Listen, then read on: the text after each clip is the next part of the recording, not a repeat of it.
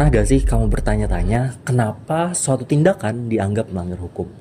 Atau kenapa suatu hukum tertentu itu dibuat?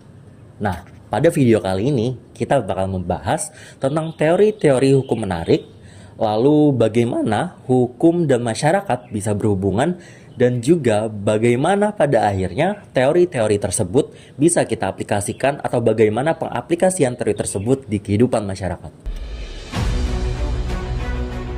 Pertama, teori positivisme. Teori positivisme adalah sebuah aliran dalam filsafat hukum yang meyakini bahwa hukum itu adalah apa adanya, terlepas dari nilai moral atau nilai keadilan yang terkandung di dalamnya.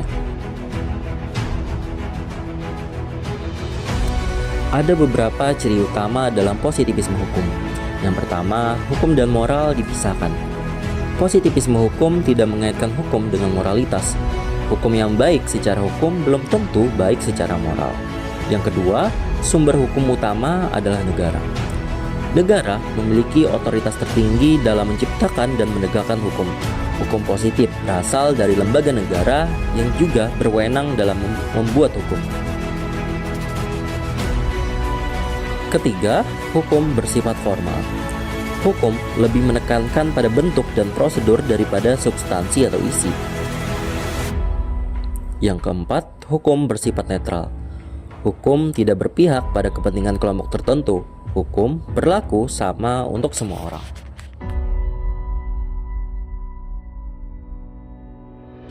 Kedua, teori hukum alam. Teori hukum alam adalah sebuah aliran pemikiran di dalam filsafat hukum yang berpendapat bahwa hukum berasal dari alam semesta, akal manusia, atau kehendak Tuhan.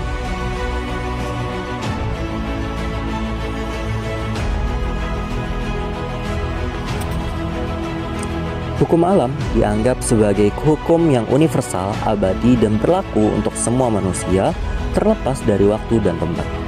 Hukum positif harus sesuai dengan hukum alam agar dianggap sah dan adil. Ada beberapa ciri utama dalam teori hukum alam.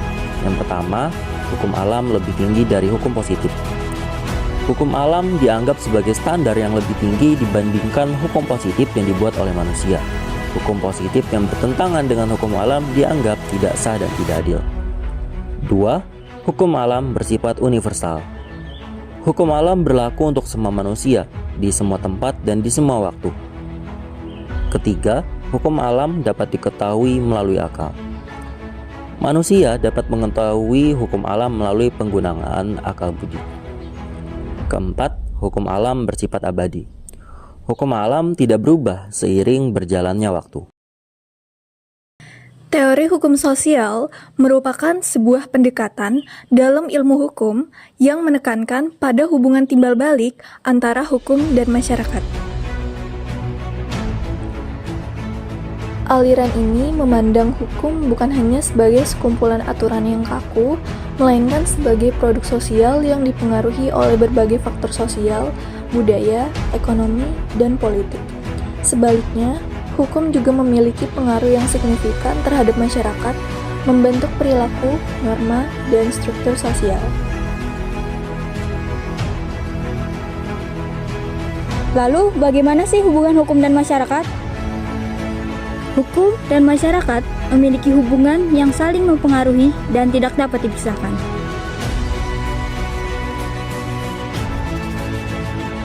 Hukum hadir sebagai suatu konstruksi sosial yang bertujuan untuk mengatur interaksi manusia dalam masyarakat, menciptakan ketertiban dan menjamin keadilan.